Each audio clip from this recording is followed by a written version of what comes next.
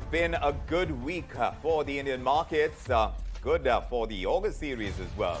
The Nifty has reclaimed 17,100 and the Sensex has added more than 700 points at the end of trade at the end of the week. In fact, both the benchmarks, the Nifty and the Sensex, have scaled fresh 3-month peaks.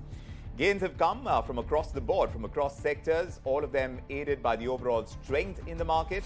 The extension of this 3-day rally now on Dalal Street, making investors wealthier by more than 9 lakh crore rupees. So for the week, it is the metals pack that is the superstar.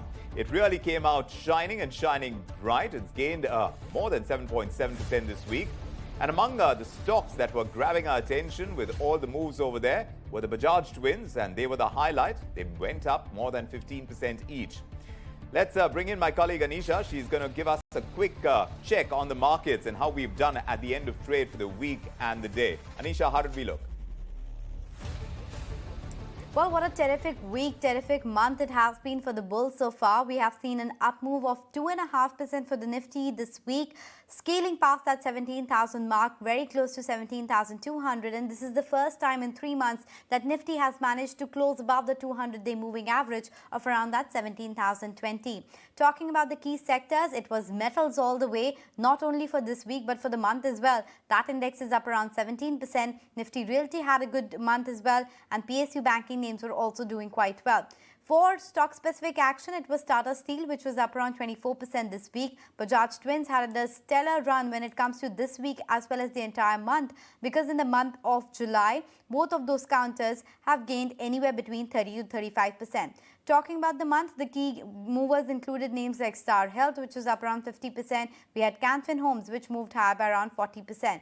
In fact, we have seen that Nifty has closed in the green for the second week in a row. And if Nifty Bank as well managed to go home with a gain of around 2% this week, with Indus Bank as well as IDFC First being the top gainers. A bit of a breather is what was, Nifty Auto was getting into, because this week we have seen a bit of a reversal. It has snapped the 5-week gaining streak, ending with a decline of around 0.5%, the worst performing sector. But for the day, it was metals all the way. That was gaining quite a bit of traction, as well as we saw result reactions on the likes of Sun Pharma, Dr. Lal Path Labs, as well as Dr. Reddy's as well. Not to forget what happened with HDFC too. Thanks very much. And let's get further perspective on this. Sushil Choksey, Director at Indus Equity Advisors, is joining us.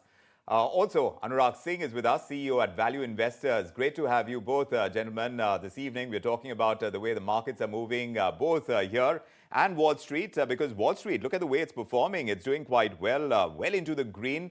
Sushil Choksey, first to you. The data from the US is showing that their economy is actually shrinking. But Dalal Street and Wall Street all seem to be in a rather good mood. Our equity markets have been rallying. We've ended the week in the green, like my colleague was just saying.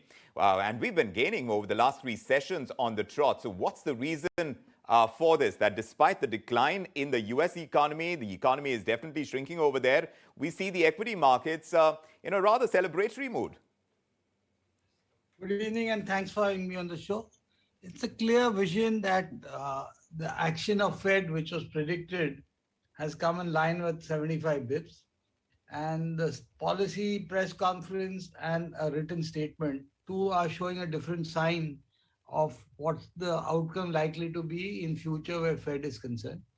And the money market with 10-year yield right now below 270, 2.7 is clearly indicative that, yesterday technical recession was indicated in the GDP numbers. The similar way the money market is indicating that Fed will have to take action in 23 to reverse the upward moves in this rate cycle. And possibly the European Union recession and all the alarming news coming because of gas and hike in price and the fuel, the German economy being impacted with no fuel availability. So it looks like when the world is too hot, India doesn't do well. And when the inflationary concerns will recede a bit, which has happened in last 1 month, has helped India in terms of with oil price fall as well as some of the other commodities led by steel and aluminium to other commodities also doing well.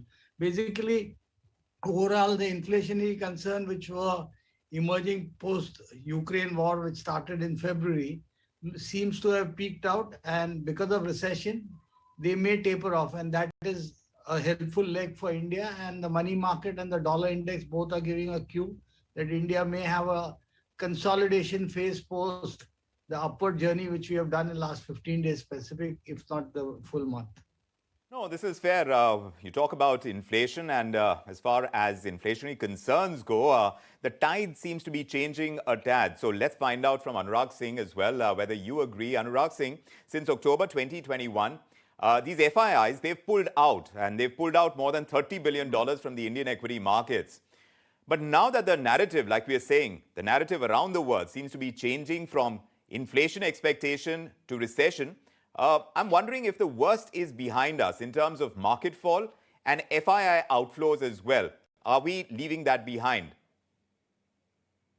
Yeah. So, Nigel, Vikram, good evening.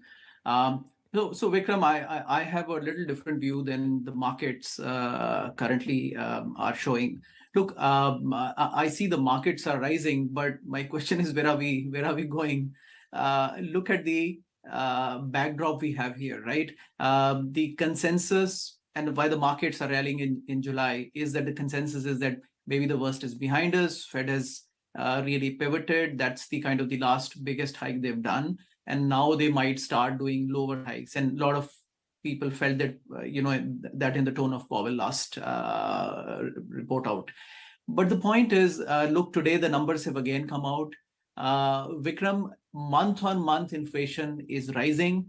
Fed's hope last year was that it is transitory and inflation will get under control. They were wrong that time. I think they are also getting wrong this time as well. They missed an opportunity to be ahead of the curve. I was expecting 100 basis points. They just stopped at 75. Look, in this backdrop, all the numbers deteriorating, I think the situation is quite different from much of the past situations where Fed could immediately lose the monetary policy when the recession hit. This time, inflation is too high. It is unlike last 40 years. So Fed doesn't have that option of a loose monetary policy. I think we have tough times ahead. Markets might be exhibiting a typical bear market rally, but we are not going anywhere from this. Fair enough. So you have divergent views over here. Sushil Choksey, to bring you to the point about the Fed, they went in for a 75 basis point rate hike, not 100 bips like some were expecting or even suspecting. It wasn't a very aggressive move. There is a likelihood, of course, and we're hearing this from some quarters, and perhaps you can tell us if you agree that the FOMC may do another 50 bips hike in September and about 25 bips more over the next two meetings this year. Back home in India, the RBI is keeping the rate tightening process a little slow too. So largely, I'm wondering if the expectation is that central banks around the world will go slow on rate hikes now on. And in an era of slow tightening, how will our equity markets behave here on? Will investors actually who are sitting on piles of cash jump in now to park their money? See, if you start with the first question about FOMC, 75 bips was a consensus on the street that will happen, and 100 was a very remote chance. Initially, there was indication. And currently, what we are seeing, the inflationary trend is because of certain factors in certain parts of the world. So Europe has a different problem, US has a different problem. And we all know that supply chain has led to all the problems starting from COVID. Now, is the supply chain likely to ease off? Is the energy price going to ease off? Shipping rates are already indicating they have collapsed compared to where they were. Collapse, I would maybe a wrong word, but they have corrected dramatically in the current scenario. Is consumption likely to slow down with a rate hike in the US and Europe had the first hike? Yes, definitely that will have some impact on the housing market, and that would have in turn impact on various other aspects of supply chain. Some of the large companies which have announced results like Apple, Amazon, Microsoft, they had a different view for the quarter, which was already indicated on the street, whereas their outlook for the current quarter is marginally better than what the street was estimating, and that is resulting in the stock price. The similar way, Intel had a negative. So story by story, whether it's US or India, the large caps are doing better than the street estimate. So do we consolidate in a phase which is the bear phase recovery, as you call it? India didn't get into a bear phase recovery, but US did, and a technical recession. So I suppose this recovery has been sharp in this month, and that has been led by certain results, specifically led by some of the top steel manufacturer, paint company, financials in India market, led by Bajaj Finance now and previously ICICI Bank on the previous weekend. Indus Bank had a analyst meet. Some of the public sector results are also indicating. And second thing, credit growth is highest in last few decades or last 10 years at least. And that credit growth may be led by higher inflation or actual consumption, that both need to be. The data is just out from RBI for the last month, which we need to dissect and see how the behavior is. Now, is the FMCG companies likely to do better post-monsoon on all India basis? That's the hope. If rural consumption is back and if domestic production is reasonable, GST revenue collection also supported by Spectrum and few other points, the similar way food and fertilizer subsidy will have an impact. The tax collection seem to be stable. So looking at all the macro on a domestic front and a global front, India needs to consolidate in 22. That is certain. We are not saying that India will break into a new territory where indices are concerned. FIs will be back starting soon, but FIs selling may be quite over on a larger term, because when they were not doing well on the global indices on various markets, like starting from China to the various emerging markets, including Asian economy shocks, Sure. they would have taken off some profit out of India, and that was the reason financials and technology didn't do well. Correct. Now, then the technology spend was another question. The commentary may be partially positive in majority of the companies which have indicated out of US, Right. because 60% of technology spend for Indian companies impacted from US, whereas Europe may have a different, but digitization, AI. And the technology stocks in recent times have taken a hit, and I'll come to that in a moment. But looking at the way the dollar index, which might be the reason why also we are seeing that kind of impact play out in IT stocks, Anurag saying the dollar index having fallen about 0.5%, and we know the dollar has this inverse relationship with equities. So with this fall, should ordinarily we be seeing a positive for stock movements? How much will a softened dollar index actually help the cause of Indian equities, and which ones would you look at closer? Which kind of stocks? So Vikram, look, dollar index softening is the reason why FI selling has kind of mellowed down a bit for the moment, right? But I think, and there are divergent views on this, but I think clearly, as I told, my view is that it should strengthen again from here as the recessionary fears across EU and rest of the world kind of grows, and dollar strengthens further as Fed further goes with more aggressive rate hikes, if that were to happen.